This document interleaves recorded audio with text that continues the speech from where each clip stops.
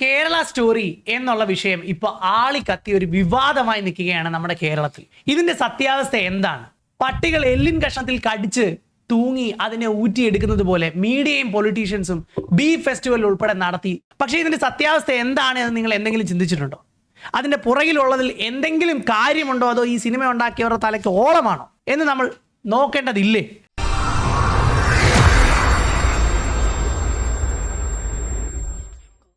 ഏറ്റവും കൂടുതൽ ഇപ്പോൾ പ്രചരിച്ചുകൊണ്ടിരിക്കുന്ന കാര്യം ഈ സിനിമ വെറും ഒരു പ്രൊപ്പഗാൻഡയാണ് എന്നാണ്. അത് ശരിക്കും പ്രൊപ്പഗാൻഡയാണോ, അതോ രണ്ടു നേരം ഭക്ഷണം കഴിക്കുന്ന ഒരു വ്യക്തി എന്ന നിലയിൽ ചിന്തിക്കാനുള്ള മൂളയുള്ള മനുഷ്യന്മാർ നമ്മുടെ ഇടയിൽ ഇന്നും ഉണ്ടോ? കേരള സ്റ്റോറി 1 നടന്നുകൊണ്ടിരിക്കുന്ന ഇൻസിഡൻസ് അവർ കഥയാക്കി എടുത്താൽ എല്ലാവർക്കും അറിയാം. ഇങ്ങനെയുള്ള കാര്യങ്ങൾ നടക്കുന്നുണ്ട്, ഇപ്പോഴും നടക്കുന്നുണ്ട്. അല്ല, ഇപ്പോഴത്തെ മീഡിയ ഏറ്റവും കൂടുതൽ ആളുകൾ കേൾക്കുന്ന കാണുന്ന റിപ്പോർട്ടർ അല്ലെ മീഡിയ 1 അങ്ങനെ പല ചാനലുകൾ എടുത്തു പറയുന്നത് ഇത് വെറും ഒരു പ്രൊപ്പഗാൻഡയാണ്, ഇതിന് പുറകിൽ ഒന്നുമില്ല. കുറേ ഊള പൊളിറ്റീഷ്യന്മാർ ബീഫ് ഫെസ്റ്റിവൽ നടത്തുക, ഞങ്ങൾ സെക്യുലർ ആണെന്ന് പറയാൻ. എടോ, നിങ്ങൾ സെക്യുലർ ആണ്, ബീഫും പോർക്കും വെച്ച് വിളമ്പടോ, എന്താ പറ്റാത്ത? പ്രത്യേകിച്ച് ഈ രാഷ്ട്രീയക്കാർ ഇങ്ങനെയുള്ള സബ്ജക്റ്റിലോട്ട് പോകരുത്. അവരെ നാടിന്റെ ഡെവലപ്മെന്റ് അത് ചിന്തിക്കണമെങ്കിൽ മിനിമം പഠിത്തവും ബുദ്ധിയും ബോധവും അവരുടെ ബേസിക് റെസ്പോൺസിബിലിറ്റി. അവർ ഈ കഥ എഴുതുന്നവരുടെ പുറകെയും പിക്ചർ എടുക്കുന്നതിന്റെ പുറകെയും പോകരുത്. താല്പര്യമുള്ളവർ കാണും, റിജക്ട് ചെയ്യേണ്ടവർക്ക് റിജക്ട് ചെയ്യാം, കാണാതിരിക്കേണ്ടവർക്ക് കാണാതിരിക്കാം. അല്ല, ഇതിൽ ശരിക്കും മീഡിയയുടെ ജോലി എന്താണ്? ഈ മീഡിയ എന്ന് പറഞ്ഞ് TV ചാനൽ, ന്യൂസ് ചാനലുകൾ ഇരിക്കുമ്പോൾ ഇവരുടെ ശരിക്കുമുള്ള ജോലി എന്താണ്? നമ്മളെ സത്യം കണ്ടുപിടിച്ച് അന്വേഷിച്ച് അറിയിക്കുക എന്നുള്ളതാണ്. മീഡിയയുടെ ഫ്യൂവൽ എന്ന് പറയുന്നത് അവരുടെ ആഡ്സ് ആണ്. അവർക്ക് പരസ്യം കിട്ടിയാലേ, അപ്പം പരസ്യം മിക്കവാറും കൊടുക്കുന്ന സമുദായത്തിനെതിരെ ആയിരിക്കണമല്ലോ ഇത് സംസാരിച്ച് വരുന്നത്. ഇപ്പൊ കേരള സ്റ്റോറി പറഞ്ഞു വരണമെങ്കിൽ അല്ല, ആരെ കുറിച്ച് എന്ത് പറയുന്നു എന്നുള്ളതല്ലോ. ഇതിൽ എന്താണ് സത്യാവസ്ഥ? ഈ പറയുന്നതിനെ ബാക്കപ്പ് ചെയ്യാൻ ഡേറ്റ ഉണ്ടോ, ന്യൂസ് ഉണ്ടോ, ക്രൈം റിപ്പോർട്ട്സ് ഉണ്ടോ, കോർട്ട് ഓർഡേഴ്സ് ഉണ്ടോ? അവർ ഒരുപാട് സ്റ്റഡീസും പല സൈഡിൽ നിന്നും അവർക്ക് കിട്ടുന്ന ഇൻഫർമേഷനും വെച്ചും ഒക്കെയാണ് ഇത് ചെയ്യുന്നത്. ഈവൻ പഴയ ന്യൂസ് റിപ്പോർട്ടൊക്കെ എടുത്തിട്ടാണ്. ഇതുപോലെ തന്നെ പണ്ട് കാശ്മീർ സ്റ്റോറീസ് പലതും വന്നിട്ടുണ്ട്. അല്ല, സിനിമ എടുക്കുന്നതിനെ കുറിച്ചല്ല ഞാൻ പറഞ്ഞത്. മീഡിയക്കാർ ഇതിനെ ന്യൂസിൽ ഡെയിലി ചർച്ച ഉണ്ടാക്കി അവരുടെ റേറ്റിംഗ് കൂട്ടുന്ന ആൾക്കാരുണ്ട്. അവർ വളരെ ഓപ്പൺ ആയിട്ട് കാണ്ടാമൃഗം കുത്താൻ വരുന്ന രീതിയിൽ ഇരുന്ന് ചാനലുകളിൽ ചിലവന്മാർ പറയുന്നത് ഇത് വെറും പ്രൊപ്പഗൻഡയാണ്, കേരളത്തിൽ ഇങ്ങനെ ഒരു കിണ്ടിയില്ലെന്ന്. ഇല്ല, പക്ഷെ അത് കേരളത്തിലെ മീഡിയക്കാർ മാത്രമാണല്ലോ. കേരള സ്റ്റോറി എന്ന് പറയുമ്പോൾ കേരളത്തിലെ ജനങ്ങളെ അറിയിക്കേണ്ട കുറച്ച് കാര്യങ്ങൾ കേരളത്തിലെ മീഡിയ ആ ഭാഷയിൽ പറയുന്നില്ല എങ്കിൽ ഹിന്ദി അറിയാവുന്ന പോപ്പുലേഷൻ കേരളത്തിൽ കുറവായതുകൊണ്ട് തന്നെ അവരവിടെ സത്യം പറഞ്ഞ ഇവിടെ ഇരിക്കുന്ന ആൾക്കാർക്ക് അറിയില്ല. ഇപ്പൊ എന്റെ ചോദ്യം എന്ന് പറഞ്ഞു കഴിഞ്ഞാൽ, ഈ 4 കുട്ടികളെ നിങ്ങൾ ആരെങ്കിലും കണ്ടിട്ടുണ്ടോ? നമ്മുടെ നാട്ടിൽ ജനിച്ചു വളർന്ന നമ്മുടെ കുട്ടികൾ എന്ന് നമ്മൾ ചിന്തിക്കേണ്ടവരാ. പക്ഷെ ഇന്ന് ഇന്ത്യൻ സിറ്റിസൺഷിപ്പ് ഇല്ല. അവരുടെ പേരൻസ് അതിന്റെ പ്രയാസം അനുഭവിച്ചുകൊണ്ടിരിക്കുന്നു ഇപ്പോഴും. ഈ മീഡിയക്കാരപ്പോ ഈ പ്രൊപ്പഗാൻഡ എന്ന് പറയുമ്പോ എന്തായി, ഇങ്ങനെ കുറച്ചു പേര് ഇല്ല എന്നല്ലേ? അതായത് ആ പേര് നിങ്ങൾ ശരിക്കും ആലോചിച്ചോണം. നിമിഷ എന്ന കുട്ടി ഫാത്തിമയാകുന്നു, സോണിയ സെബാസ്റ്റ്യൻ എന്ന കുട്ടി ആയിഷയാകുന്നു, അത് കഴിഞ്ഞ് മെറിൻ ജേക്കബ് എന്ന കുട്ടി മറിയമാകുന്നു. ഇവരെ എല്ലാം IS ചേരാൻ, ഇസ്ലാമിക് സ്റ്റേറ്റിൽ ചേരാൻ കൊണ്ടുപോയി അവിടെ കൊടുത്തിട്ട് ഇന്ന് സിറ്റിസൺഷിപ്പ് ഇല്ലാതെ അവിടുത്തെ ജയിലിൽ ഇന്നും സെക്സ് സ്ലേവ് ആയിട്ട് കൊണ്ടുപോയി വിട്ടു. അവിടെ തന്നെയാണ്. പക്ഷെ ഇവരെല്ലാം കൊണ്ടുപോകുമ്പോൾ അവർ പറയുന്നില്ലല്ലോ ഇസ്ലാമിക് സ്റ്റേറ്റ്സിൽ ജോയിൻ ചെയ്യാൻ വേണ്ടിയാണ്. അയ്യോ, ഇവര് ജിഹാദ് ചെയ്യാൻ വേണ്ടി കൊണ്ടുപോകുന്നല്ലേ പറയുന്നത്? കൊണ്ടുപോകുന്നത് അല്ല, അല്ലാതെ ആരും മതം മാറി ഒരു പെൺകുട്ടികളും പോകുന്നില്ല. കൊണ്ടുപോയതിനകത്ത് സിറ്റിസൺഷിപ്പ് നഷ്ടപ്പെട്ട് നമ്മളോട് സത്യം പറയാൻ പറ്റാത്ത കുറച്ച് കുട്ടികളാണ് ഇപ്പൊ കാണിച്ചത്. നമ്മുടെ നാട്ടിൽ ഇപ്പോ മറ്റേ ഡോക്ടർ അനഘ ജയഗോപാലിനൊക്കെ പോലെ തൃശ്ശൂരിൽ നിന്നുള്ളൊരു പെൺകുട്ടി ഉണ്ടായിരുന്നല്ലോ, അവരെയൊക്കെ പോലെ കുറെ പേര് ഇപ്പോഴും ഉണ്ട് ഓപ്പൺ ആയിട്ട് വന്ന് സംസാരിക്കുന്നവര്. അവരെ ഹോസ്റ്റലിൽ കുറെ മുസ്ലിം പെൺകുട്ടികൾ ബ്രെയിൻ വാഷ് ചെയ്ത് അവര് മുസ്ലിമായി, പിന്നീട് മുസ്ലിമിനെ കല്യാണം കഴിച്ചു, അടിയിടിയൊക്കെ കൊണ്ടു തിരിച്ചു വന്നു. പക്ഷെ അവരോട് ചോദിക്കുന്ന ചോദ്യങ്ങളാണ്, അതായത് നിങ്ങളുടെ ദൈവത്തിന് എന്താ ആനയുടെ മുഖം? ഇത് ആ കുട്ടി അനുഭവിച്ച അവരുടെ ജീവിതമാണ്. നിങ്ങളുടെ ദൈവത്തിന് എന്താ കൊരങ്ങന്റെ മുഖം? ഇങ്ങനെയൊക്കെയാണോ ചോദിക്കുന്നത്? അല്ല, അത് നമ്മുടെ ഒരു മന്ത്രി പറഞ്ഞാണല്ലോ, ഗണപതി മിത്ത എന്നും പറഞ്ഞാണല്ലോ. ആ ഗണപതി മിത്ത എന്ന് പറഞ്ഞ മൂളക്കി അത് മന്ത്രിയല്ല പറഞ്ഞു, ഒരു പാർട്ടിയുടെ മുകളിൽ ഇരിക്കുന്ന അതിനെ ലീഡ് ചെയ്യേണ്ട ആളാണ്. അയാൾ എന്തുകൊണ്ട് പറയുന്നില്ല പ്രോഫറ്റ് മുഹമ്മദ് മിത്ത അല്ല? അല്ല, പുള്ളി അടി കൊള്ളാതെ നടന്നത് കേരളത്തിലായതുകൊണ്ടാണ്. വെളിയിലായിരുന്നെ ഉറപ്പായിട്ട് അടി. അതാ ഞാൻ പറയാം, ഇവര് കാണിക്കുന്ന വെറും ഒരു പൊളിറ്റിക്സ് ആണ്. സത്യം ജനങ്ങളെ അറിയിക്കുക എന്നുള്ളതല്ല. ഇല്ല, ഒരു വിധത്തിൽ രാഷ്ട്രീയക്കാർക്ക് ഈ മതത്വമായിട്ട് സംസാരിക്കേണ്ട യാതൊരു ആവശ്യവും അവർക്കില്ല. അല്ല, അത് വോട്ട് ബാങ്ക് അല്ലേ, വോട്ട് ബാങ്കിൽ കളിക്കുന്നു എന്നുള്ളത് ശരിയാണ്.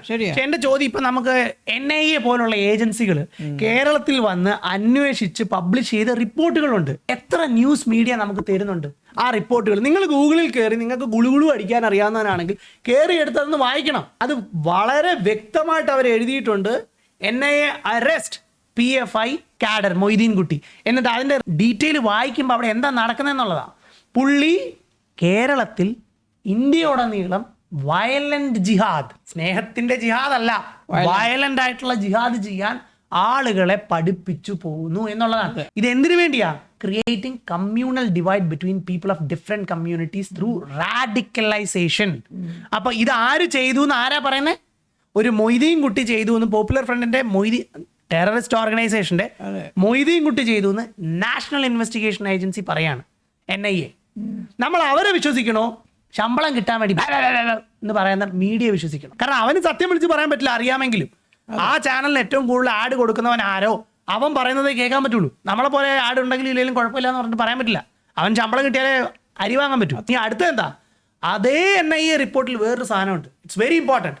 കേരളത്തിലോ ഇന്ത്യയിലോ ജീവിക്കുന്ന ഏത് മതസ്ഥരാണെങ്കിലും മുസ്ലിം അല്ലാത്തവർ ശ്രദ്ധിച്ചോ. കാരണം അവർ എഴുതിയേക്കുന്നത് establishing Islamic rule in India by 2047. അവർ പതുക്കെ അത് നടത്തിക്കൊണ്ടുവരാനുള്ള ശ്രമങ്ങൾ. അല്ല, അപ്പൊ ആൾക്കാർ ചോദിക്കും അത് വന്ന എന്താ കുഴപ്പം? ഒരു പെൺകുട്ടിയുടെ സംസാരം ഞാൻ ഈയിടെ കേട്ടു. ഡെമോക്രസിയിൽ തുല്യതയില്ല.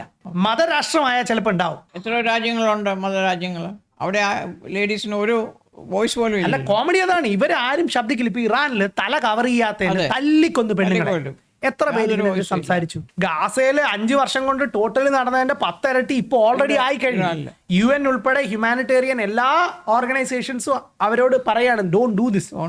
അവർ പറഞ്ഞു ഞങ്ങളുടെ രാജ്യം, ഞങ്ങളുടെ റൂള്, ഞങ്ങൾക്ക് തോന്നിയത് ചെയ്യും. അവരുടെ സ്വന്തം ആൾക്കാരെ, മക്കളെ അവര് കൊല്ലുന്നത്. ഇപ്പൊ ലവ് ജിഹാദിൽ തന്നെ അവര് ചെയ്യുന്നത് മുഴുവൻ ഈ നോൺ മുസ്ലിംസിനെയാണല്ലേ, ഗേൾസിനെ ലവ് ജിഹാദ് എന്ന് പറയുന്നത്. ശരിക്കുള്ള മുസ്ലിംസിനെ അവര്, അതും ഞാൻ ചിന്തിക്കാറുണ്ട്, എന്തുകൊണ്ട് അവരുടെ സമുദായത്തിൽപ്പെട്ടവരെ അവര് ചെയ്യുന്നില്ല. അവരുടെ സമുദായത്തിൽപ്പെട്ട കുട്ടികൾക്ക് നമുക്കറിയാവുന്നതിനേക്കാൾ കൂടുതൽ അവര് പഠിക്കുന്ന അവരുടെ ആശയങ്ങൾ അറിയാം. ഓക്കെ, ആ ആശയത്തിൽ എങ്ങനെ രക്ഷപ്പെടാമെന്ന് നോക്കുന്നവരാണ്. ടോട്ടൽ വേൾഡിലെ ഡേറ്റാ ബാങ്ക് എടുക്കുക. ആ സമുദായത്തിൽ നിന്ന് വെളിയിൽ പോകുന്നവരാണോ പെണ്ണാണോ? കൂടുതലും സ്ത്രീകളാണ്. അതിൽ എനിക്ക് തോന്നുന്നു മിഡിൽ ഈസ്റ്റിലെ ഏതോ രാജാവിന്റെ മകളോ ഭാര്യയോ ആരോ ഒരാൾ UK എങ്ങാണ്ട് പോയിട്ട് റെഫ്യൂജി സ്റ്റാറ്റസ് അപ്ലൈ ചെയ്തെടുത്തു, എനിക്ക് ജീവിക്കാൻ വയ്യ, അടികൊള്ളാൻ വയ്യ എന്നൊക്കെ പറഞ്ഞിട്ട്. ഇത് രാജകുടുംബത്തിലെ കാര്യം, അവർക്ക് പോലും പറ്റുന്നില്ല, താങ്ങാൻ പറ്റുന്നില്ല എന്നുള്ളതാണ്. അതിന്റെ കാരണം എന്താന്നുള്ളതാണ്. ഇപ്പൊ എല്ലാവരും പറയുന്നത് ഇത് വെറും പ്രൊപ്പഗാൻഡയാണ്, തമ്മി തല്ലിക്കാനാണ്. പക്ഷെ ഈ പറയുന്നതിൽ എന്തെങ്കിലും സത്യമുണ്ടോ എന്ന് നമ്മൾ ചിന്തിക്കണം. പാകിസ്ഥാൻ ഉൾപ്പെടെ ബാംഗ്ലാദേശ് ഉൾപ്പെടെ ബാൻ ചെയ്തിരിക്കുന്ന കുറച്ച് കാര്യങ്ങളുണ്ട്. ഇന്ത്യയിൽ അത് റെഗുലറാണ്. ഹലാലല്ല ഹലാല. നിങ്ങൾ ഗൂഗിളിൽ പോയി സെർച്ച് ചെയ്ത് വായിച്ചു നോക്കണം, ശരിയാണോ അല്ലയോ, ഇന്ത്യയിൽ അത് ഇപ്പോഴും ഉണ്ടോ ഇല്ലയോ എന്ന്. ബ്രിട്ടനിലും കുറച്ചൊക്കെ ആയിട്ട് നടക്കുന്നുണ്ട്. ഒരാള് മൊഴി ചൊല്ലി കഴിഞ്ഞാൽ അടുത്ത ആൾക്ക് കെട്ടണമെങ്കിൽ വേറൊരാൾ കല്യാണം കഴിച്ച് മൊഴി ചൊല്ലണം.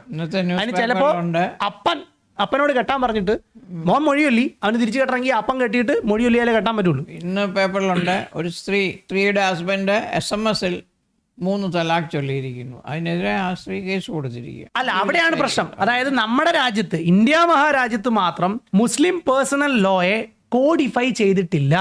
അതുകൊണ്ട് അവർക്ക് അവരുടെ ജാതിയിലുള്ള എല്ലാ കാര്യങ്ങളും അലൗഡ് ആണ് പേഴ്സണൽ ലോയുടെ അടിയിൽ. പക്ഷേ പേഴ്സണൽ ലോയാണോ ആ രാജ്യത്തിന്റെ ലോയാണോ വലുതെന്നൊരു ചോദ്യമില്ല. പക്ഷേ അത് നിയമത്തിന്റെ മുമ്പിൽ വന്നാൽ ഇന്ത്യൻ നിയമം അനുസരിച്ച് അവർക്ക് നീങ്ങാൻ ഒക്കത്തുള്ളൂ മുമ്പോട്ട്. പക്ഷെ എന്താ അവർക്ക് ആ ഒരു സമുദായത്തിന് മാത്രം എന്തുകൊണ്ട് നമ്മുടെ ക്രിസ്ത്യൻസിന് അങ്ങനെ ക്രിസ്ത്യൻ ലോസ് വെച്ച് ജീവിച്ചൂടെ? അതായത് നമ്മുടെ സുപ്രീം കോടതിയുടെ ഒരു വിധിയിൽ 15 വയസ്സ് കഴിഞ്ഞ മുസ്ലിം പെൺകുട്ടികൾക്ക് കല്യാണം കഴിക്കാം. അതെന്താ? സ്പെഷ്യൽ ആയിട്ടാണോ ഇവർ വളരുന്നത്? അല്ലല്ലോ. അപ്പം ഇതൊരു പ്രൊപ്പഗാൻഡ അല്ല. അതിനകത്ത് ഏറ്റവും വലിയ പ്രശ്നം, ഇപ്പൊ വലിയ യൂട്യൂബേഴ്സ് ഒക്കെ ഉണ്ട്, ഭയങ്കര ഫേമസ് ആയിട്ടുള്ള മുസ്ലിമാണ്. അവർ പറയുന്നത് ഇത് കംപ്ലീറ്റ് പ്രൊപ്പഗാൻഡയാണ്. ഇതിൽ കേരള സ്റ്റോറി പറയാൻ കേരള ഒന്നുമില്ലെന്ന്. പോയി ഇംഗ്ലീഷ് പഠിച്ചിട്ട് പാടാവുള്ളേ. കാരണം അതിനകത്ത് പറയുന്നത് കേരള സ്റ്റോറി എന്നുള്ള ആദ്യത്തെ സിനിമയാണ്.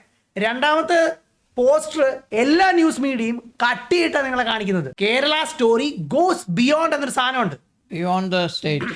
അത് കട്ടിയിട്ട് കേരള സ്റ്റോറി 2 എന്ന് മാത്രമേ ആ മലയോളകൾ കാണിക്കുന്നുള്ളൂ. അതല്ല, കേരള സ്റ്റോറി ഗോസ് ബിയോണ്ട്. കഴിഞ്ഞ സ്റ്റോറിയിൽ കേരളം, ഇത് കേരളത്തിന് പുറത്തോട്ടും വ്യാപിക്കുന്നു എന്നുള്ളതാണ്. പക്ഷെ അത്യാവസ്ഥ എന്താ? കേരളമല്ല, ഇന്ത്യയല്ല, ലോകം മുഴുവൻ ഈ കിണാപ്പുണ്ട്. ഇതിൽ ആൾക്കാർ പറയുമോ അവരവരുടെ വിശ്വാസത്തിൽ ജീവിച്ചോട്ടെ, നിങ്ങൾക്ക് എന്താ പ്രശ്നം? ഞങ്ങൾക്ക് യാതൊരു പ്രശ്നമില്ല. പക്ഷെ ഇതും കൊണ്ട് നമ്മുടെ അടുത്ത് വരുമ്പോഴാണ് നമുക്ക് പ്രശ്നം വരും. നമ്മുടെ കുട്ടികളെ വിദ്യാഭ്യാസ മേഖലയിലും നമ്മുടെ റിലീജിയസ് ഇൻസ്റ്റിറ്റ്യൂഷനിലും നമ്മൾ അവരെ പഠിപ്പിക്കേണ്ട കടമ നമുക്കും ഉണ്ട്. അല്ല, ഇനി മുതൽ ഹൈന്ദവരാണെങ്കിലും ക്രിസ്ത്യാനികളാണെങ്കിലും ഇങ്ങനൊരു സമുദായം ഉണ്ടെന്നും അവരുടെ റൂൾ ഇതാണെന്നും അവര് ഭരിക്കുന്ന രാജ്യങ്ങൾ, ഇപ്പൊ അഫ്ഗാനിസ്ഥാൻ, എത്ര ഫെമിനിസ്റ്റുകൾ അവിടുത്തെ സ്ത്രീകൾക്ക് വേണ്ടി ബഹളം കൂട്ടുന്നുണ്ട്. പലസ്തീനിൽ നടന്നപ്പോ ഇവിടെ റോഡ് തേരാപ്പാര ഓട്ടമാണ്. റൈറ്റ്, അവിടെ പുതിയ എന്താണെന്നറിയോ? തല്ല. എല്ല് പൊട്ടരുത്, ഇത്രയേ ഉള്ളൂ. അതെ. എല്ല് പൊട്ടരുത്, ബെൽറ്റ് വെച്ചോ എന്ത് വെച്ച് വേണേലും ഭാര്യത്തല്ല, അതിനൊന്നും ഇവിടെ ആർക്കും പ്രശ്നമില്ല. സോ പ്രൊപ്പഗാൻഡയല്ല, ആ രാജ്യമായി ഈ രാജ്യം മാറിയാൽ കുരിശ് കുറയാണ്. അല്ല, നമുക്കൊരു കാര്യം കൂടെ മനസ്സിലാക്കാം. യൂറോപ്യൻ കൺട്രികളെല്ലാം ക്രിസ്ത്യൻ രാജ്യങ്ങളായിരുന്നു. ഈ അഭയാർത്ഥികൾ വന്നതിന് ശേഷം അയ്യോ യൂറോപ്പ് അവിടെ നിൽക്കട്ടെ, സിറിയ വീട്ടിൽ ക്രിസ്ത്യൻ ആയിരുന്നു. ഇത്രയും പ്രശ്നങ്ങൾ ഇപ്പൊ അവിടെ ഉടലെടുത്തത് ഈ അടുത്ത സമയത്താണ്. ഇവരവിടെ കയറിയതിന് ശേഷമാണ്. അല്ല, അവിടെ നടക്കുന്ന പ്രശ്നം നാളെ ഇവിടെ നടക്കും നമ്മൾ പറയുന്നത്. അതല്ല, അതേസമയം അവരുടെ അടുത്ത രാജ്യങ്ങൾ തന്നെയായിരുന്നു, മുസ്ലിം കൺട്രികൾ വേറെ ഉണ്ടായിരുന്നു. അവർക്ക് അഭയാർത്ഥികളായിട്ട് ചെല്ലാനാണെങ്കിൽ അവരാരും അങ്ങോട്ട് പോയുമില്ല, അവരോട്ട് വാതിൽ തുറന്നു കൊടുത്തു കേട്ടിട്ടില്ല. ഇവിടെ ഒരിക്കലും അവരെ മോദി റെഫ്യൂജികളായിട്ട് മുസ്ലിംസിനെ എടുക്കില്ല എന്ന് പറഞ്ഞപ്പോ എന്തൊരു ബഹളമായിരുന്നു. There is a reason for it. അവരുടെ തന്നെ ഒരു വലിയ ഷെയ്ക്ക്, ഓക്കെ, എന്ന് വെച്ചാൽ ഇമാം പറയുന്നതാ. അവര് പറയുന്നു ഞങ്ങളുടെ വിശ്വാസം അനുസരിച്ച് 54 വയസ്സുള്ള ഞങ്ങളുടെ നബി 9 വയസ്സുള്ള പെൺകുട്ടിയെ കല്യാണം കഴിച്ചു. അതുകൊണ്ട് മെനസ്ട്രേഷൻ കഴിഞ്ഞ് ഏതൊരു പെൺകുട്ടിയും ഇതിന് യോഗ്യതയാണ്. നിങ്ങളുടെ മകളെ അല്ലെ പെങ്ങളെ 10 വയസ്സാകുമ്പോൾ നിങ്ങൾ കെട്ടിച്ചു വിടുവോ? നമ്മൾ ആ മാനസികമായിട്ട് കുറച്ചുകൂടെ പക്വത വന്നിട്ട് കല്യാണം കഴിക്കാൻ വേണ്ടിയാണ് നമ്മൾ 16 ആക്കി. അതാ ഞാൻ പറഞ്ഞത്. 21 നല്ല ഫാമിലീസ് ഒക്കെ എല്ലാ സമുദായത്തിലുള്ളവരും 20-22 കഴിയാതെ അവരുടെ കുട്ടികളെ എഡ്യൂക്കേഷൻ. അപ്പൊ നമ്മുടെ കേരളം ആ കാര്യത്തിൽ സെക്യുലർ ആണ്. ഇത് ചില സ്ഥലങ്ങളിലൊക്കെ കേരളത്തിലും ഉണ്ട്. കാരണം ഇവരുടെ പോപ്പുലേഷൻ അത്രയും കൂടിയിട്ടില്ല. നമ്മളിത് പ്രൊപ്പഗാൻഡ അല്ല എന്ന് പറഞ്ഞ് സത്യം എത്രത്തോളം കണ്ണടച്ചിരുട്ടാക്കുന്നു അത്രത്തോളം ഇത് നാളെ നമ്മുടെ മുന്നിൽ വരും, നമ്മുടെ കുട്ടികളുടെ മുന്നിൽ വരും. വലിയൊരു ന്യൂസ് ഉണ്ടായിരുന്നു, ഇവർ പറഞ്ഞത് അങ്ങനൊന്നും ചെയ്തിട്ടില്ല, ബീഫ് തീറ്റിച്ചിട്ടില്ല എന്നൊക്കെ. നമ്മൾ ഒരു 3-4 വർഷം പുറമോട്ടൊന്ന് പോയിട്ട് ഇന്ത്യയിൽ തന്നെ നടന്ന മറ്റു കാര്യങ്ങളൊന്നും എടുത്തു നോക്കി. അഫ്താബ് എന്ന് പറയുന്നവൻ ശ്രദ്ധ എന്ന് പറയുന്ന ഒരു കുട്ടിയെ മുസ്ലിം ആക്കാനും തല്ലുകയും പീഡിപ്പിക്കുകയും ബീഫ് തീറ്റിക്കുകയും ഒക്കെ ചെയ്തിട്ട് അവസാനം 17 പീസായി മുറിച്ച് ഫ്രിഡ്ജിൽ വെച്ച് പിന്നെ അടുക്കളയിൽ അങ്ങോട്ടും ഇങ്ങോട്ട് മാറ്റി മാറ്റി കളിക്കുകയായിരുന്നു ഫ്രീസറിൽ വെച്ചതിന് ശേഷം. ഇത് ഇന്ത്യയിൽ നടന്നതാണ്. ഇതൊരു മാനസിക രോഗമല്ലേ? നമ്മൾ പറയുമ്പോ അവര് പറയാം അയ്യോ അത് ബാഡ് മുസ്ലിം ആണ്, അവൻ മുസ്ലിം അല്ല. 1% ചീത്ത മുസ്ലിംസ് ചെയ്യുന്നതിനെ 99% നല്ല മുസ്ലിംസിനെ കുറ്റം പറയാൻ പാടുണ്ടോന്നാ. അപ്പൊ ഞാൻ കേൾക്കുന്നത് എന്താ, ഇവര് വന്ന് പബ്ലിക്കായി പറയാണ്. ഓക്കെ, ഈ വീഡിയോ ഇട്ടേക്കാം, ലിങ്ക് അടക്കം ഇട്ടേക്കാം, ആര് വേണേ എപ്പോൾ വേണേ കണ്ടോ. അതിനകത്ത് പറയുന്നത് എന്താ, നിങ്ങളൊരു സുന്നി മുസ്ലിം ആണെങ്കിൽ, അള്ളാഹുവിലും ഖുറാനിലും വിശ്വസിക്കുന്ന സുന്നി മുസ്ലിം ആണെങ്കിൽ കൈവെക്കും. അതൊരു 500-1000 പേര് കാണും, എല്ലാവരും കൈവെക്കും. അതിനുശേഷം ഖുറാനിൽ എഴുതിയിരിക്കുന്ന എല്ലാ പണിഷ്മെന്റ്സും, കൊല്ലലാണെങ്കിലും സ്റ്റോണിങ് ടു ഡെത്ത് ആണെങ്കിലും എന്താണെങ്കിലും അള്ളാഹുവിന്റെ മെസ്സഞ്ചർ പറഞ്ഞാണ് അതാണ് ശരി എന്ന് വിശ്വസിക്കുന്ന എത്ര പേരുണ്ട്? എല്ലാവരും കൈവെക്കും. എന്ന് വെച്ചാൽ അവരെ സംബന്ധിച്ചത് ശരിയാണ്, ആയിക്കോട്ടെ, നമുക്ക് യാതൊരു പ്രശ്നമില്ല. പക്ഷേ അത് ബാക്കിയുള്ളവന്റെ നെഞ്ചത്തോട്ട് ഉണ്ടാക്കരുത്. നിങ്ങളുടെ സമുദായത്തിൽ നിങ്ങളുടെ വീട്ടിൽ തല്ലുവോ കൊല്ലുവോ എന്താണെന്ന് വെച്ചാൽ നിങ്ങൾ ചെയ്തോ, നിങ്ങളുടെ ഇഷ്ടം. മറ്റുള്ളവരെ തല്ലുക കൊല്ലുക അത് മതത്തിന് വേണ്ടി മാത്രമാണ്. ഇവരിൽ എത്ര പേര് രാജ്യത്തിന് വേണ്ടി അവരോട് പറഞ്ഞു പഠിപ്പിക്കുന്നത്. അതൊരു പയ്യനുണ്ട് ഈയിടെ മുസ്ലിമിൽ നിന്ന് വെളി വന്നൊരു കൊച്ചു പയ്യന, വലിയ പ്രായമൊന്നുമില്ല. പുള്ളി പബ്ലിക്കായിട്ട് സംസാരിക്കാൻ പറയുന്നുണ്ട് ഞങ്ങളോട് ഞങ്ങളുടെ മദ്രസയിൽ പറഞ്ഞിരിക്കുന്ന ഇന്ത്യൻ ആർമിയിൽ പോകരുത്. കാരണം എന്താ, പാകിസ്ഥാനികളുമായിട്ട് ഞങ്ങളുടെ സമുദായത്തിലുള്ള ഞങ്ങളുടെ ബ്രദറുമായിട്ട് പോകേണ്ടി വരും. അപ്പൊ സത്യം പറഞ്ഞ ആർമിയിൽ പോകുന്ന മുസ്ലിങ്ങളെ സല്യൂട്ട് ചെയ്യണം. അവർ അതിനെയും കവിഞ്ഞ് രാജ്യത്തെ സ്നേഹിക്കുന്നുണ്ടാ പോകുന്നവരാ. പക്ഷെ എത്ര പേരുണ്ട് റേഷ്യോ എടുത്ത് നോക്കിയാ? ഹിന്ദുക്കളാണ് ഇന്നും ഏറ്റവും കൂടുതൽ രാജ്യത്തിന് വേണ്ടി ജീവൻ കൊടുക്കുന്നത്.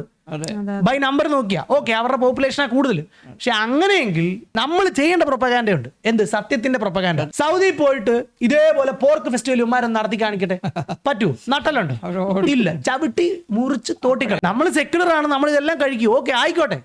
പക്ഷെ ഇത് കഴിക്കാത്ത, അതിനെ ഒരു ഡിവൈൻ നേച്ചറിൽ കാണുന്ന, ദൈവതുല്യമായി കാണുന്ന ആളുകൾ ഒരുപാടുണ്ട് ഈ രാജ്യത്ത്. എന്തിനാ അവരെ കുത്തി നോക്കുന്നത്? ഇനി അല്ല ഞങ്ങൾ സെക്യുലർ ആണെന്ന് ഉണ്ടാക്കാനാണെങ്കിൽ ബീഫ് മാത്രമല്ല, അവിടെ ചിക്കനും അവിടെ പോർക്കും വേണം. എന്തുകൊണ്ട് പറ്റുന്നില്ല അവന്മാർക്ക് പോർക്ക് ഉണ്ടാക്കാൻ? അപ്പോൾ ഇതൊരു പ്യുവർ പ്രൊപ്പഗാൻഡ. എന്ത് രീതിയിലാ സത്യത്തെ മറച്ചു വെക്കാനുള്ള പ്രൊപ്പഗാൻഡ ഇപ്പൊ നടത്തിക്കൊണ്ടിരിക്കുന്നത്. കാരണം ആ സിനിമ ഒരു ബീഫ് തീറ്റിക്കലല്ല, ആ സിനിമയിൽ കൺവേ ചെയ്യുന്ന സ്റ്റോറി ശരിക്കും ലവ് ജിഹാദും ജിഹാദുമാണ്. NIA ഉൾപ്പെടെയുള്ള നാഷണൽ ഇൻവെസ്റ്റിഗേഷൻ ഏജൻസി കേരളത്തിൽ വന്ന് കണ്ടുപിടിച്ച റിപ്പോർട്ടുകളിലാണ് പറയുന്നത് വയലന്റ് ജിഹാദിന് അയാൾ പ്രിപ്പയർ ചെയ്യുകയായിരുന്നു കേരളത്തെ എന്ന്. ഇനി അടുത്ത കോമഡി, മുസ്ലിം ബ്രദർഹുഡ് പോലുള്ള, ഹമാസ് പോലുള്ള, പോപ്പുലർ ഫ്രണ്ട് പോലുള്ള ലോകത്ത് മിക്കവാറുമുള്ള എല്ലാ രാജ്യങ്ങളിലും ടെററിസ്റ്റ് ആയിട്ട് പ്രഖ്യാപിച്ച സ്ഥാപനങ്ങളുണ്ട്. നമ്മുടെ കേരളത്തിൽ മാത്രം ഇതിനെന്താ സപ്പോർട്ട്? തീവ്രവാദി സംഘടനകളല്ലേ. അപ്പൊ ഈ കുട്ടികൾ പോയി അവരുടെ സിറ്റിസൺഷിപ്പ് പോയി എന്ന് പറയുന്നത് ഹിന്ദു സ്റ്റേറ്റിൽ ചേരാനോ ക്രിസ്ത്യൻ സ്റ്റേറ്റിൽ ചേരാനോ അല്ല, ഇസ്ലാമിക് സ്റ്റേറ്റിൽ ചേരാനാണ്. ഇസ്ലാമിക് സ്റ്റേറ്റുകാർ ഇവർ പറയുന്ന അവന്മാര് ചീത്തയാ, അവന്മാര് കള്ളന്മാരാണ്. അവന്മാര് പറയുന്നു ഇല്ല ഇതാണ് ഖുറാനിൽ എഴുതിയിരിക്കുന്നത്, ഞങ്ങൾ അതേ ചെയ്യുന്ന. അപ്പൊ നമ്മൾ ആരെ വിശ്വസിക്കുക? അപ്പോൾ പ്രൊപ്പഗാൻഡ എന്ന് പറയുന്ന സാധനം കൊണ്ട് ഉണ്ടാക്കരുത്. നടന്ന കാര്യങ്ങൾ, കോടതി വിധികൾ, പോലീസ് FIRകൾ ഇതെല്ലാം നിങ്ങൾ പരിശോധിച്ചാൽ ഇതിൽ 90% സത്യമാണ്. ശരിയാണ്, കേരളത്തിൽ ബീഫ് കഴിക്കുന്നതും കള്ളു കുടിക്കുന്നതുമായിട്ട് ഒത്തിരി മുസ്ലിങ്ങൾ കാണും. വളരെ സെക്യുലറാണ്. അവരുടെ വീട്ടിൽ നിങ്ങൾ പോർക്കൊണ്ട് ഉണ്ടാക്കി എത്ര പേരുടെ വീട്ടിൽ നടക്കും? പിള്ളേർ സെറ്റ് ചിലപ്പോൾ വെളിയിൽ പോയി വെള്ളം അടിച്ച് പോർക്ക് കഴിക്കുന്നുണ്ടാവും, ഇല്ലെന്ന് പറയുന്നില്ല. പക്ഷെ ആ വീട്ടിൽ നിങ്ങളൊന്ന് പോർക്ക് കൊണ്ടുപോയി നീ എത്ര പോർക്ക് ഉണ്ടാക്കി വിൽക്കുന്ന കടയിലെ ബീഫും ചിക്കനും ഇവർ വാങ്ങിച്ച് കഴിക്കും? ഇത് ഒരാൾക്കാരെ ആരെയും നമ്മൾ ഇമ്പോസ് ചെയ്യേണ്ട ഒരു കാര്യമല്ല. അവനവന് വേണമെങ്കിൽ കഴിക്കുക, വേണ്ടെങ്കിൽ കഴിക്കരുത്. അവരവരുടെ വിശ്വാസം അതുപോലെ തന്നെ ഈ സിനിമ നിങ്ങൾക്ക് വേണേ കണ്ടാൽ മതി. കാരണം സത്യം എപ്പോഴും ബോറിംഗ് ആണ്. ആ ബോറിംഗ് കേൾക്കാൻ ആൾക്കാർക്ക് സമയമില്ല. ഇത് ചാനലുകാർ വളച്ചൊടിക്കുന്നത് ഇത് കേരളത്തെക്കുറിച്ച് മാത്രമാണ്. അതായത് കേരള സ്റ്റോറിയുടെ 2ാം പാർട്ട് ഇറക്കിയ പ്രൊഡ്യൂസേഴ്സ് 37ഓളം വിക്ടിംസിനെ സ്റ്റേജിൽ കൊണ്ടുവന്ന് കേരള മീഡിയയുടെ ഒരു ഉണ്ടാക്കലുണ്ട്. അവരുടെ കടന്നുപോയ പെയിനും കാര്യങ്ങളും വ്യക്തമായ ആ സ്റ്റേജിൽ നിന്നുകൊണ്ട് ആ ലേഡീസ് പറയുന്നുണ്ട്. അതാ ഇന്ത്യയിലെ എല്ലാ സ്റ്റേറ്റിലെയും ആൾക്കാരുണ്ട്, മിക്കവാറും എല്ലാ സ്റ്റേറ്റിലെയും ആൾക്കാരുണ്ട് അതിൽ. അന്നേരം ഈ സിനിമയുടെ പോസ്റ്റർ വെച്ച് അതിന്റെ പ്രൊമോഷന് അവർ സത്യം പറയുമ്പോ ചില മരയുള്ള മീഡിയക്കാർ ഇതിൽ കേരളത്തിൽ നിന്ന് ആരും ഇല്ലല്ലോ. എടാ മണ്ട, കേരള സ്റ്റോറി ഗോസ് ബിയോണ്ടിന്റെ പ്രൊമോഷൻ ആണ്. ഗോസ് ബിയോണ്ട് ആദ്യം അർത്ഥം പഠിച്ചിട്ട് വാ. അത് അറിയില്ലെങ്കിൽ എന്തിനാ അവരെ ബുദ്ധിമുട്ടിക്കുന്നത്? സെൻസർ ബോർഡ് ക്ലിയർ ആയിട്ട് സർട്ടിഫിക്കേഷൻ കൊടുക്കുന്നുണ്ട്. അല്ല അതായത് ഇവിടെ എന്റെ ഐഡിയ എനിക്ക് സിനിമയാക്കാനുള്ള അവകാശമുണ്ട്. അവനത് ആക്കിക്കോട്ടെ, നിങ്ങൾക്ക് ഇഷ്ടമല്ല, നിങ്ങൾ കാണാമേ. പുള്ളി സത്യമാണ് പറയാൻ ഉദ്ദേശിക്കുന്നത്. അല്ല, ഈ സ്റ്റോറിക്ക് ഞാൻ മനസ്സിലാക്കിയെടുത്തോളം കേരളത്തിൽ ആരും മുമ്പോട്ട് വന്നില്ല അത് പ്രൊഡ്യൂസ് ചെയ്യാൻ. അയ്യോ, വെളിയിലെ നോർത്തിലുള്ള ഒരാളാ ഇത് വന്ന് പ്രൊഡ്യൂസ് ചെയ്തത്. അല്ല, അത് അവിടെയാണെങ്കിലും വലിയൊരു ബാനറിലോ വലിയൊരു പ്രൊഡ്യൂസറോ ആക്ടർ ലിസ്റ്റോ ഒന്നും അല്ല. കാരണം എന്ന് പറഞ്ഞു കഴിഞ്ഞാൽ ഇത് പൊളിറ്റിക്കലി കറക്റ്റ് അല്ല. അവിടെ നമ്മുടെ പ്രശ്നം. അതുകൊണ്ടാ സത്യം പറയുന്നതിലുപരി പൊളിറ്റിക്കലി കറക്റ്റ് ആവാൻ ശ്രമിക്കുകയാണ്. മീഡിയ ഒക്കെ അവന് ശമ്പളം കിട്ടണമെങ്കിൽ അവന് വേറെ വഴിയൊന്നുമില്ല, അവന് വേറെ തൊഴിലറിയില്ല. മറ്റാൻ പറഞ്ഞാൽ എനിക്ക് ചരക്കാനേ അറിയുള്ളൂ എന്ന് പറഞ്ഞാൽ അവൻ അതേ അറിയുള്ളൂ. അല്ല, ഇതില് നമുക്കറിയാവുന്ന ആൾക്കാരുടെ പെൺകുട്ടികൾക്ക് ഇങ്ങനെ അനുഭവങ്ങൾ വന്നിട്ടുണ്ടെന്ന് നമുക്കറിയാവുന്നതുകൊണ്ടാണ് നമുക്ക് ഇതിന്റെ ഡേഞ്ചർ മനസ്സിലാവും. അതായത് നമ്മുടെ ഫ്രണ്ട്സ് അല്ലെ വൈഫിന്റെ ഫ്രണ്ട്സിനോ അല്ലെങ്കിൽ നമ്മുടെ ഒരു അങ്കിളുടെ മോക്കും ഇത് ഡയറക്റ്റ് അനുഭവം ഉള്ളത് കൊണ്ടാണ് നമുക്ക് ഇതിന്റെ പേഴ്സണലി നമുക്ക് അറിയാവുന്നത് കൊണ്ടാണ് നമുക്ക് ഇതിനകത്ത് ഒളിഞ്ഞടക്കുന്ന പല പെൺകുട്ടികളുടെയും ലിസ്റ്റ് മാത്രമുണ്ട്, ഇതുവരെ കണ്ടുകിട്ടിട്ടില്ല. അന്വേഷണം അയ്യോ, വേറെ ലിസ്റ്റ് ഉണ്ട്. ഇന്ത്യയിൽ ISIS ചേർന്ന ആളുകളുടെ ലിസ്റ്റ് 1 മുതൽ അങ്ങ് താഴെ വരെ വായിക്കുമ്പോൾ എല്ലാത്തിലും ഒരു ഗ്രൂപ്പ് ഓഫ് സമുദായത്തിന്റെ പേരുകൾ മാത്രമാണ് വരുന്നത്. അപ്പൊ എന്തോ കുഴപ്പമുണ്ടല്ലോ. ഇത് തീവ്രവാദ സംഘടനയാണ് നമ്മൾ പറയുന്നത് ISIS. പക്ഷെ ഹിന്ദുക്കൾ പോകുന്നത് കാണാനില്ല, ക്രിസ്ത്യാനികൾ പോകുന്നത് കാണാനില്ല. പ്രൊപ്പഗാൻഡ എന്താണ് ആ പ്രൊപ്പഗാൻഡ? അപ്പൊ അവരെ സംബന്ധിച്ച് അത് ശരിയാണ്, അതുകൊണ്ടാണ് അവർ ചെയ്യുന്നത്. ഇവരത് മറച്ചു വെക്കാൻ ശ്രമിക്കുകയാണ് സത്യം പറയുന്നതിന് പകരമായിട്ട്. അപ്പം കേരള സ്റ്റോറി 2 നിങ്ങൾ കാണണോ വേണ്ടയോ എന്നുള്ളത് നിങ്ങളുടെ ഇഷ്ടം. പക്ഷേ നമ്മുടെ കേരളത്തിൽ ജനിച്ചു വളർന്നിട്ടും ഇന്ത്യൻ സിറ്റിസൺഷിപ്പ് നഷ്ടമായ 4 കുട്ടികളുണ്ട്. അവരെ കുറിച്ച് നിങ്ങൾ ഗൂഗിളിൽ നോക്കുക, അല്ലെങ്കിൽ ഇതിന്റെ ആദ്യത്തെ പാർട്ടുണ്ട്, അതൊന്ന് കണ്ടു നോക്കുക. അത് കണ്ടിട്ട് അവരുടെ ജീവിതവും അവരുടെ മാതാപിതാക്കളുടെ ജീവിതവും ഇച്ചിരി സത്യമുള്ളതാണെന്ന് തോന്നുകയാണെങ്കിൽ ഇപ്പൊ ഈ പ്രൊപ്പഗാൻഡ ഉണ്ടാക്കുന്ന മീഡിയക്കാരുണ്ടല്ലോ, ആ പരിപാടി നിർത്തി, ഇനി കാണണ്ട. എന്നിട്ട് ഇതിന്റെ സത്യം നിങ്ങളത് അന്വേഷിക്കും. ഇനി ഇന്റർനെറ്റ് എല്ലാവർക്കും ഉണ്ട്, ഇരുന്നൊന്ന് കണ്ടുപിടിച്ച് നോക്കി സത്യമാണോ, ഇന്ത്യയിൽ ഇത് നടക്കുന്നുണ്ടോ, എത്ര പെണ്ണുങ്ങളെ തല്ലിക്കൊന്നു, എത്ര പേരെ മതം മാറ്റി, ഇതെല്ലാം നോക്കുക. സത്യമാണ് എങ്കിൽ സത്യത്തിന്റെ കൂടെ നിൽക്കാൻ ശ്രമിക്കുക.